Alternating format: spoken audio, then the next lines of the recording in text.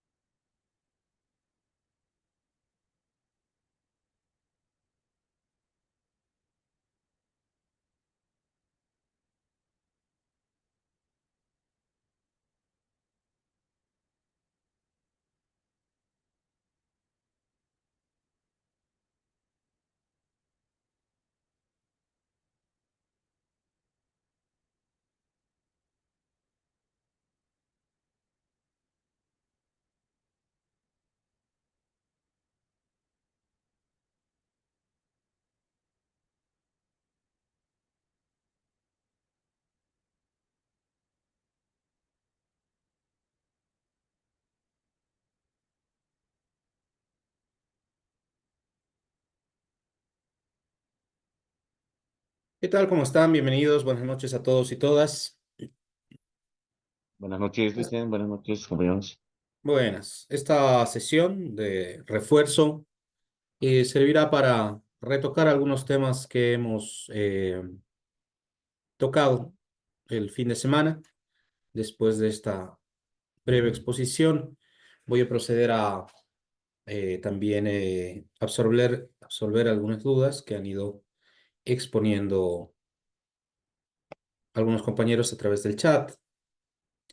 La sesión está siendo grabada y la voy a subir también para referencia de todos ustedes.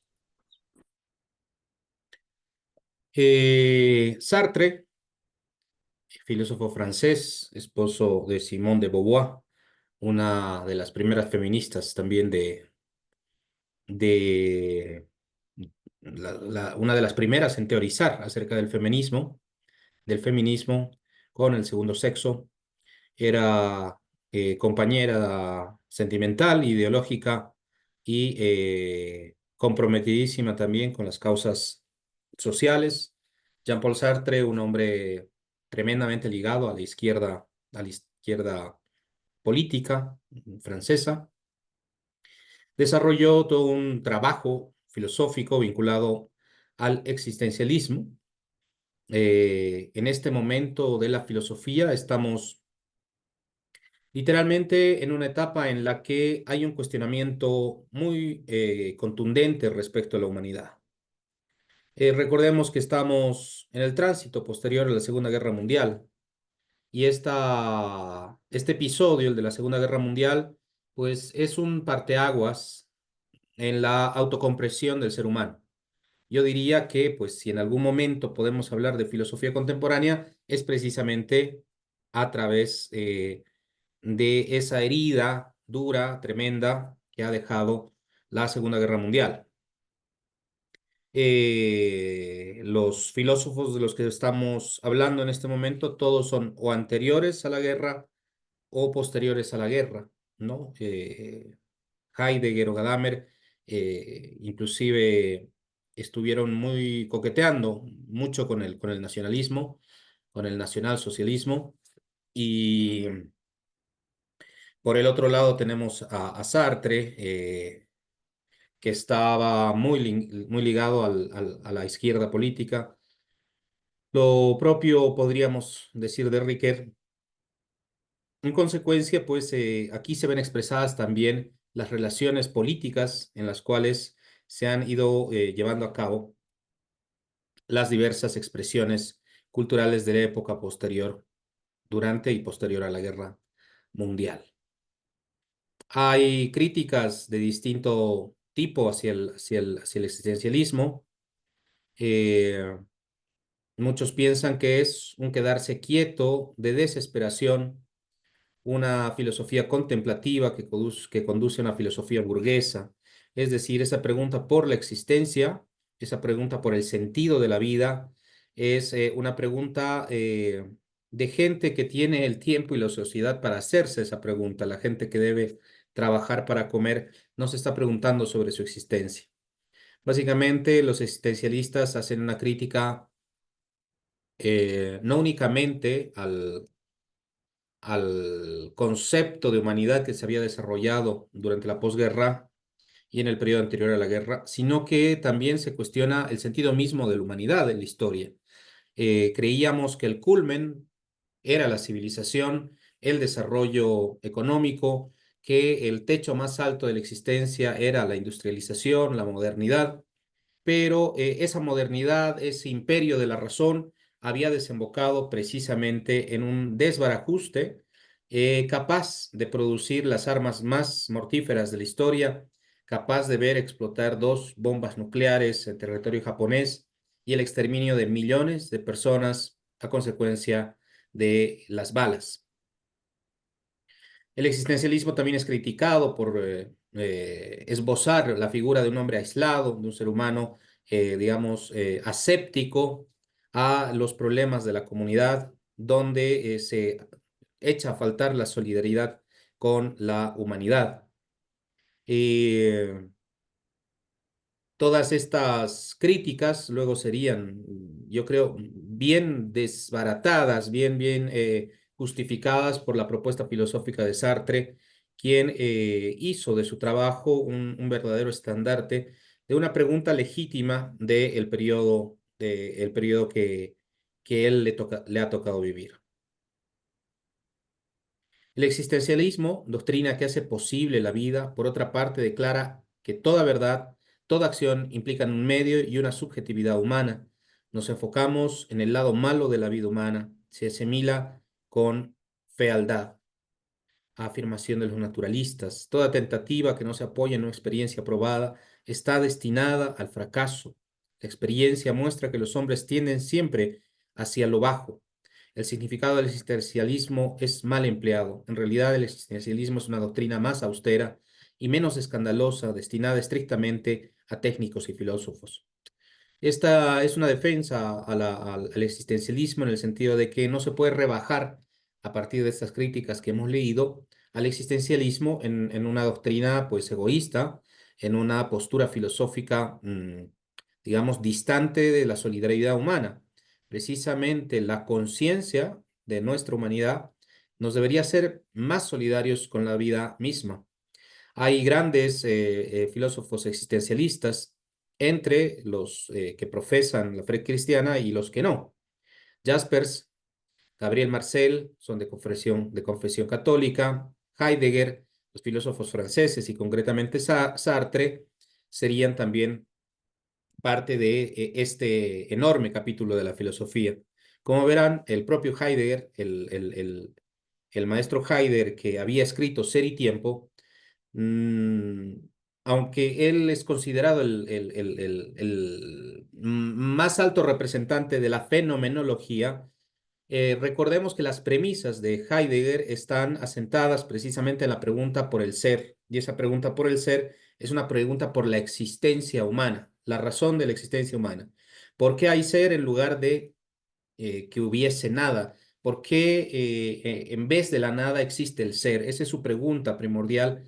Y después nos explicará en Ser y Tiempo que la existencia del ser está circunscrita a la temporalidad de la historia y con esa temporalidad el ser se va expresando, presentando, dando razón con sus tiempos, formas y maneras. Lo vamos a ver muy rápidamente en una exposición posterior. Los hombres y los conceptos. Conceptos de las cosas que en el fondo son fórmulas que tienen una utilidad definida y un propósito. La esencia es un conjunto de formas y cualidades que permiten producir, definir algo, precediendo a la existencia. Una visión técnica del mundo. La producción precede a la existencia, la voluntad acompaña al entendimiento. Cuando concebimos a Dios como el creador del hombre, también lo produce siguiendo una definición y una técnica. El hombre realiza cierto concepto que está en el entendimiento divino.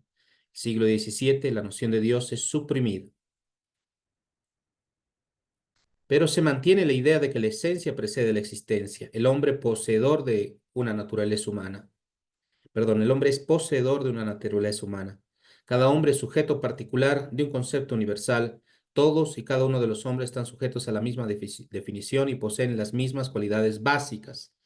Aquí hay dos elementos primordiales. La primera es que todo aquello que se ha construido para diferenciar al ser humano, volvamos otra vez al ejemplo de la guerra mundial, recordarán que el nacionalsocialismo definía al pueblo ario como el pueblo más perfecto, el pueblo más puro, el pueblo que estaba destinado a gobernar el mundo precisamente por su condición de superioridad. Entonces, aquí hay dos cosas. La primera es obviamente el ya bastante mentado concepto en torno a la muerte de Dios. Si Dios está muerto, entonces estamos frente a una carencia de esa imagen divina que le daba sentido a la existencia humana. Por mucho tiempo la teología había acompañado a la filosofía para darle razón de ser a la existencia humana. El hombre existe porque existe un Dios que le da sentido porque es el que va a materializar los deseos de Dios para su creación. Pero tras la declaración de la muerte de Dios, es decir, tras haber cancelado dentro de la epistemología con la que se comprende el mundo, eh, eh, esa imagen divina como hacedora del ser, de ese ser superior que le da sentido a todo lo existente, entonces aquí es únicamente el ser humano el que se puede definir a sí mismo por su naturaleza humana, por su capacidad de razonar.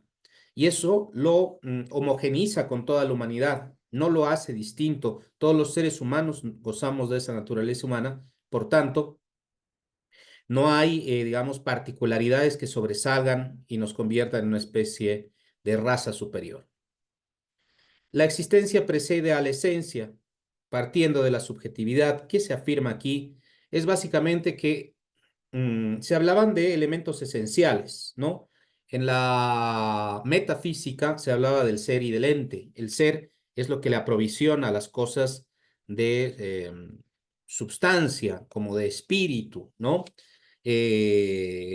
Por ejemplo, para el ser humano se habla de un espíritu, de un alma, de una cosa divina que te habita y del cuerpo, la materia, ¿no? Entonces el espíritu y la materia dicotomizan y son complementarios para la existencia humana. Aquí lo que nos propone el existencialismo es, dejémonos de cuento, ¿no? O sea, no podemos hablar de esencias, de seres divinos o de seres espirituales que habitan un cuerpo que es como la prisión de esta alma, sino es la existencia, nuestra condición histórica y nuestra finitud, nuestra condición estrechamente ligada a la muerte es la que le da razón de existir a nuestra vida, razón de ser, sentido histórico.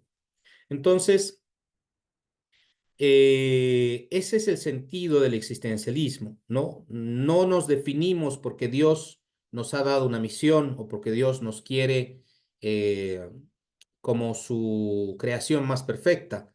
Nos definimos porque somos seres finitos, nos definimos porque vamos a morir, nos definimos porque tenemos un tiempo de vida tanto útil como materialmente tangible sobre la tierra con fecha de caducidad. Ese día usted estará dentro de un cajón cuando ya no pueda comunicarse con los demás y se convertirá pues únicamente en materia putrefacta que desaparecerá con el tiempo hasta convertirse en polvo. Entonces no hay una esencia que se conserve ahí, un alma a la que haya que adorar, un espíritu al que haya que saludar. Lo único que queda es la existencia, la cual debe ser vivida pues de la mejor manera posible.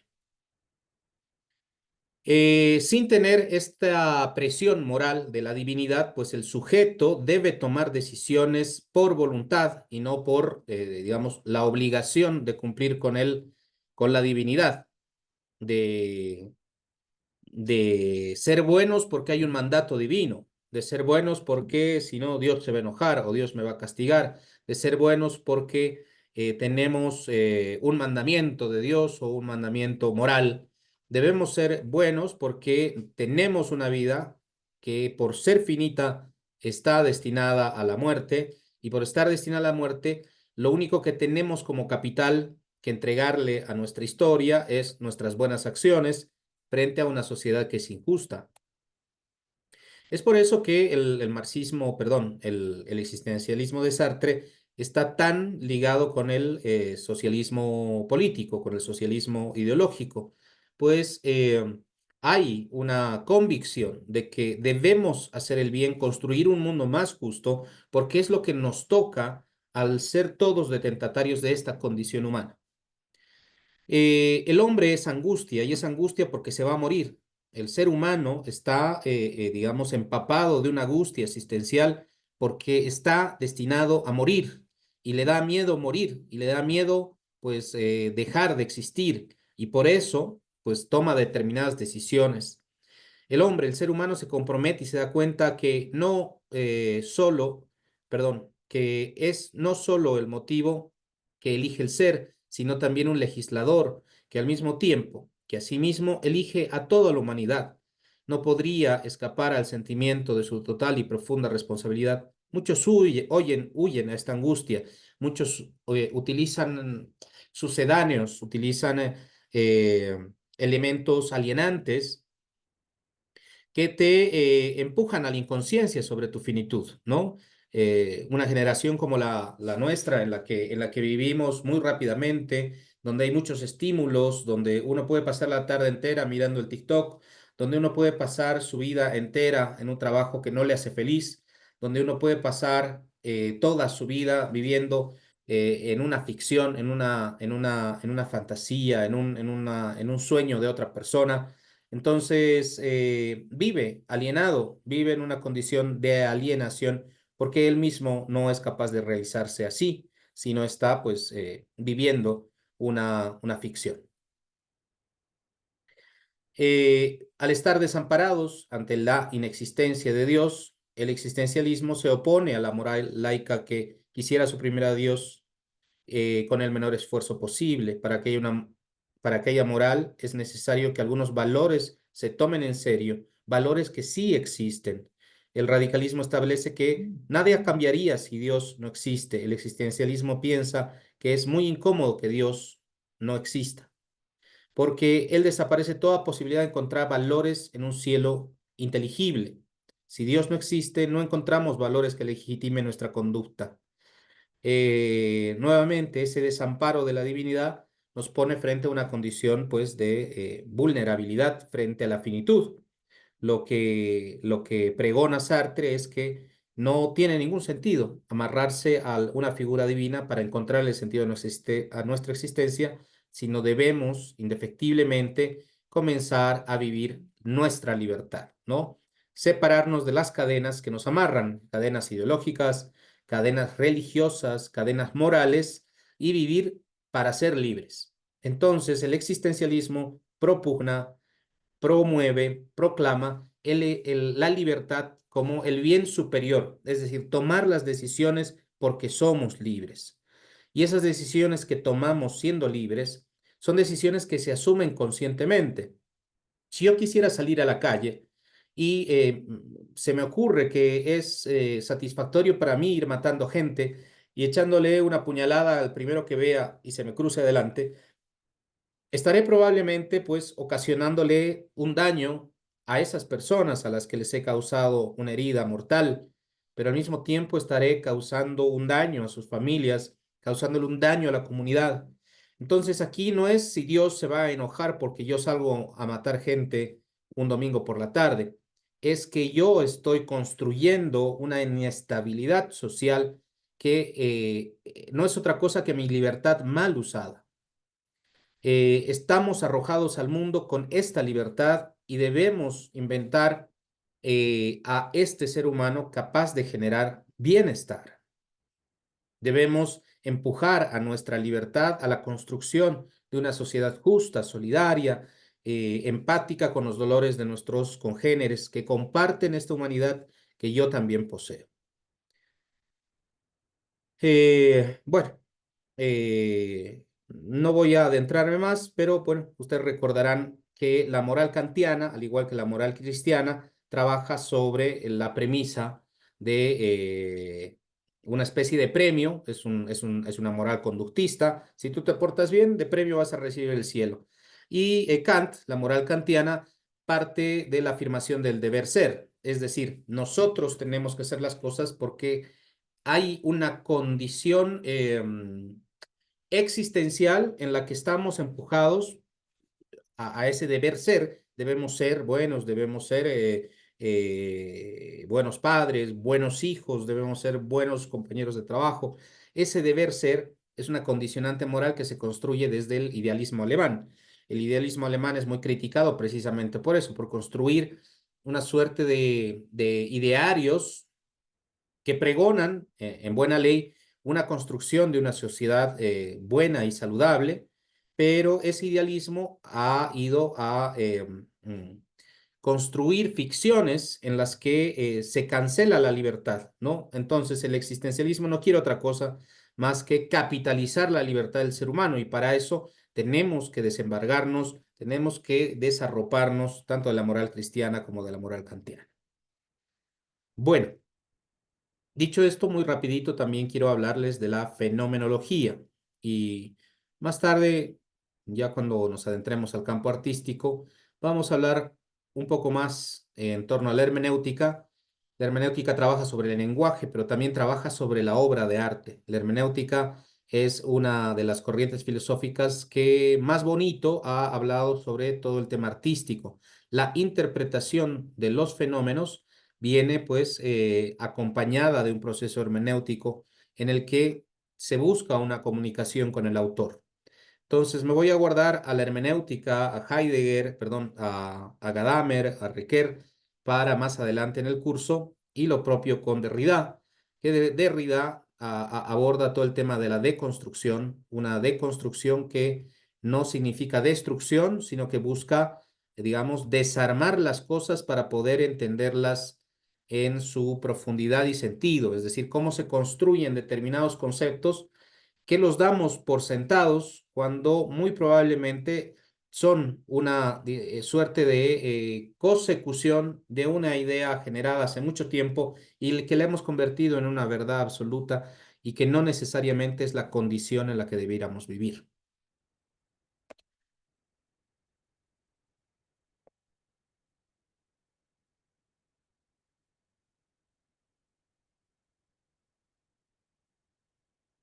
Bueno, como les había dicho, la fenomenología viene de un término griego que quiere decir phainestai.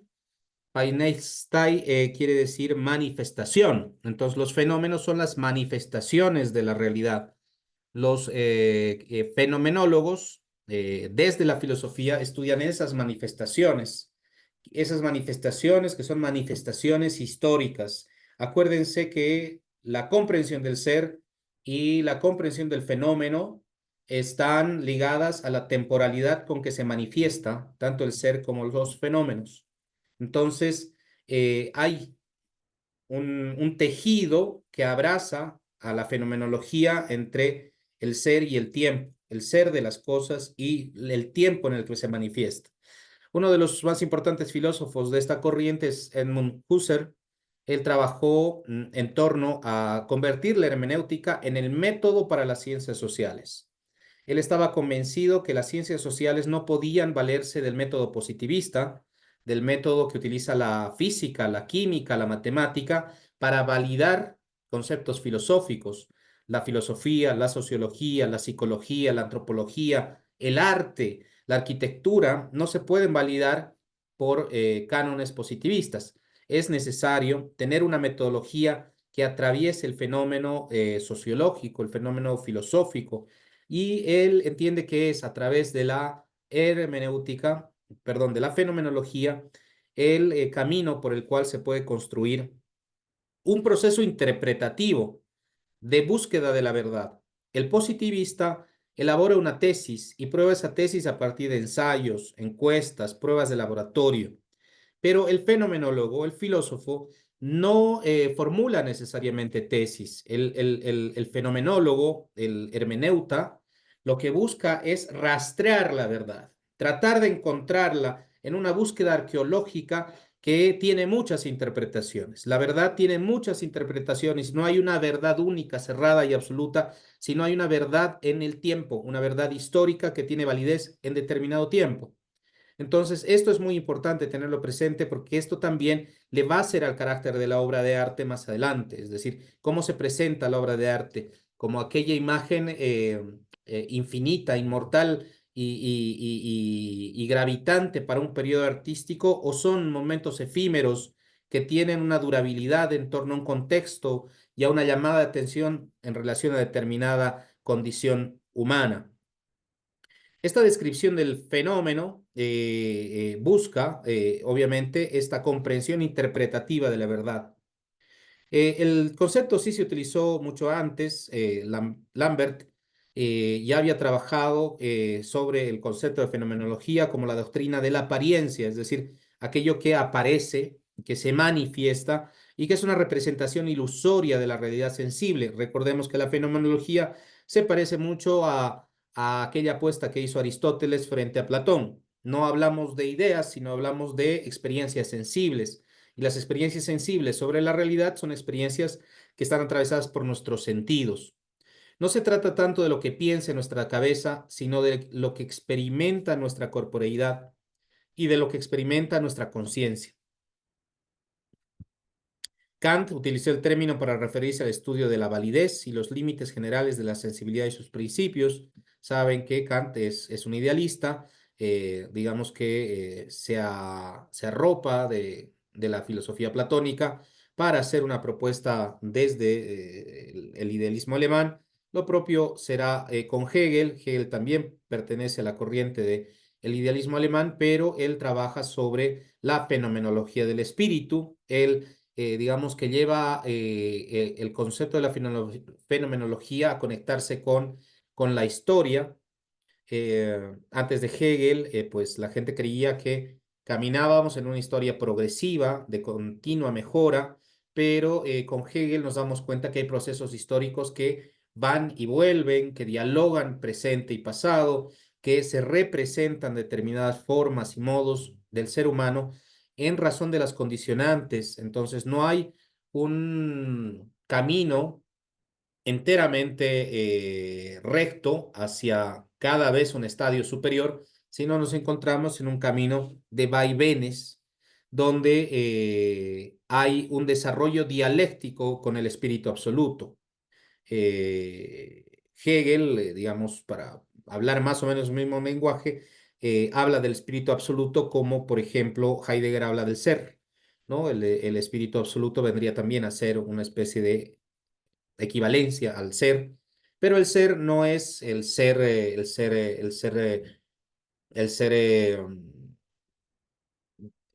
el logos que viene siendo una representación, en muchos casos los filósofos cristianos equivalen al ser con Dios y al logos con la representación de Dios, la palabra, nuestra capacidad de hablar, precisamente con un don otorgado por la divinidad. El espíritu absoluto no está precisamente vinculado a la divinidad. Y el ser del que habla Heidegger tampoco tiene que ver con la divinidad, se refiere a una experiencia, no una experiencia, perdón, se refiere a una manifestación de la humanidad en su temporalidad. El ser lo construye toda la humanidad en su tiempo. Entonces nosotros, nuestra comunidad humana, está construyendo el ser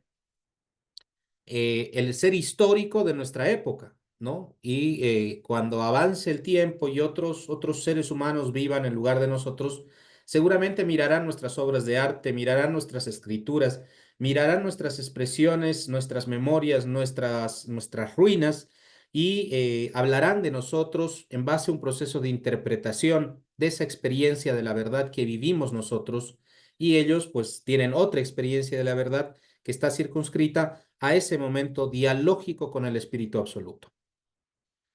La fenomenología es una corriente filosófica creada, promovida, empujada por Husserl allá por el 859, bueno, la fecha de vida de Husserl del 59, del 859 al 838.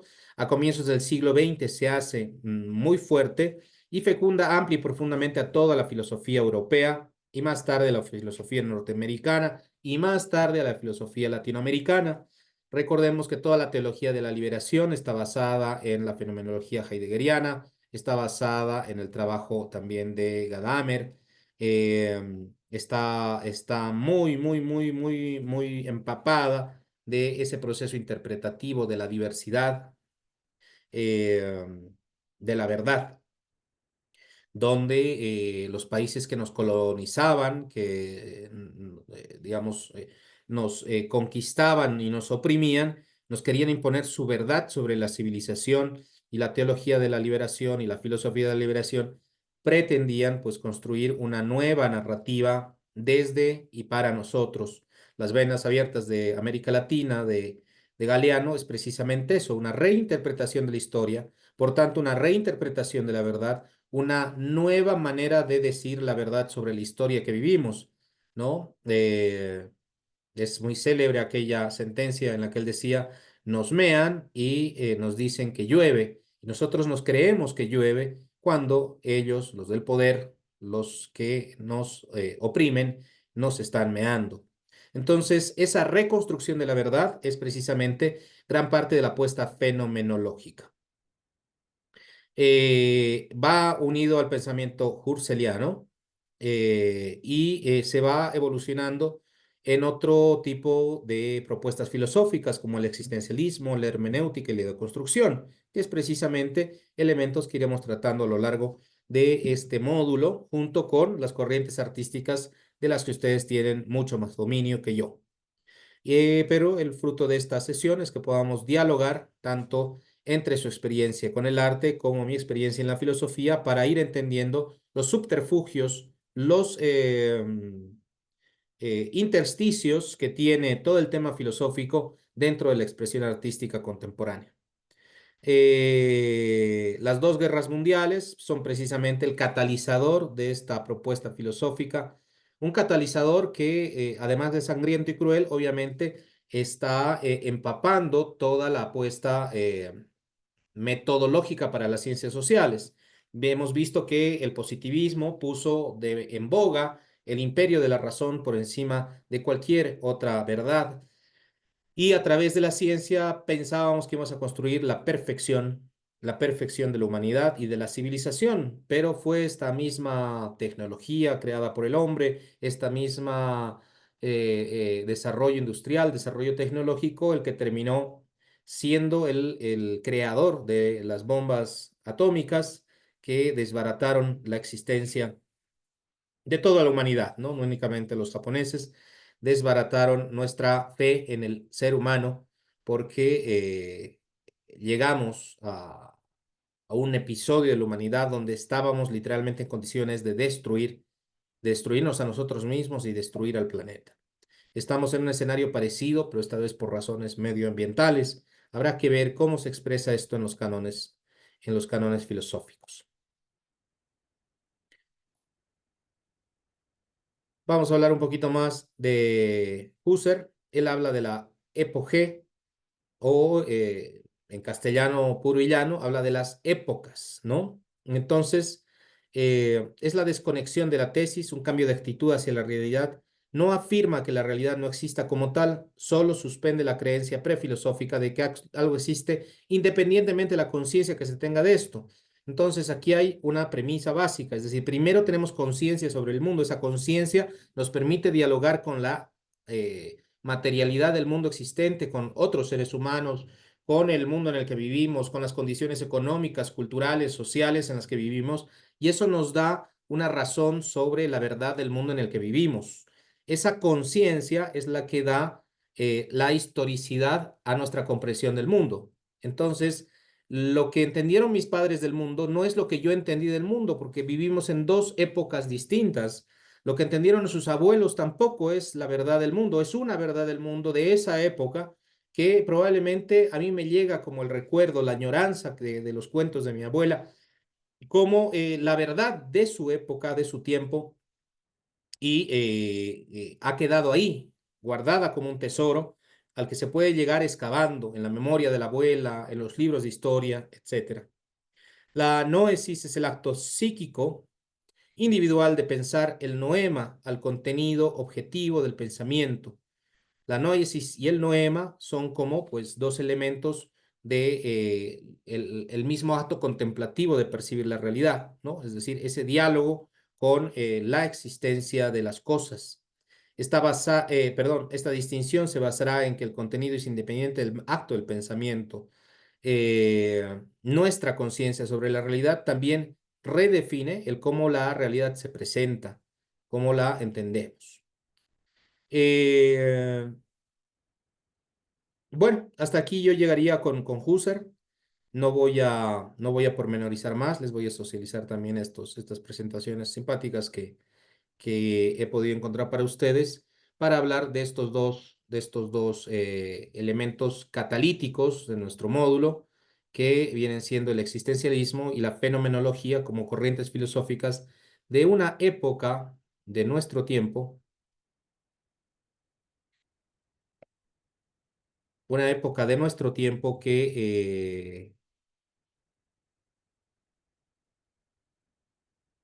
ahora sí. Una época de nuestro tiempo que ha ido definiendo el cómo se entienden las cosas. Ciertamente todavía estamos viviendo eh, un momento bastante fuerte de la fenomenología. La hermenéutica no ha pasado de moda, aunque hay otras corrientes filosóficas que están ganando algún terreno en el orden de la crítica política, desde el ámbito de la filosofía, la física, la ciencia física, la ciencia que estudia los objetos más pequeños y los objetos más grandes, también está reconfigurando nuestra comprensión sobre el mundo, ¿no? Creo que desde ahí se está empezando a hacer una nueva conciencia filosófica que puede ser la nueva etapa de la filosofía posterior a esta etapa de la fenomenología. Sabemos que la historia de la filosofía es así, como la historia del arte es también así, ¿no? No vivimos haciendo arte barroco indefinidamente, ¿no? Sí hay expresiones barrocas, pero las expresiones artísticas contemporáneas no son ese estilo artístico. Lo mismo pasa con la filosofía va mutando, va cambiando y creo que de momento podemos hablar de una tremenda influencia de la fenomenología, del existencialismo, que están marcando la hoja de ruta del pensamiento contemporáneo, el pensamiento político, el pensamiento sociológico y que a partir de ahí se atraviesa también a distintas áreas de las ciencias sociales. En un minutito más o menos se nos concluye esta sesión, igual que la otra vez. Les pido que entremos un rato más, vamos a charlar sobre las dudas que tienen. Ya he consultado sobre las fechas de entrega y de los plazos que están definidos para el módulo. Y bueno, les explicaré con un poco más de detalle qué es lo que me han dicho. Lamentablemente debo informarles que las fechas de término es como se consigna en la plataforma de Moodle. Todos los jueves es que hay que entregar los trabajos terminados.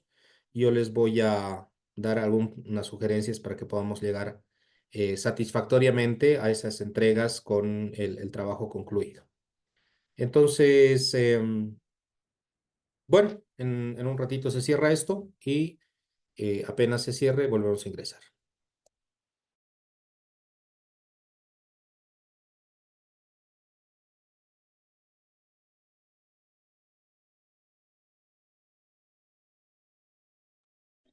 Está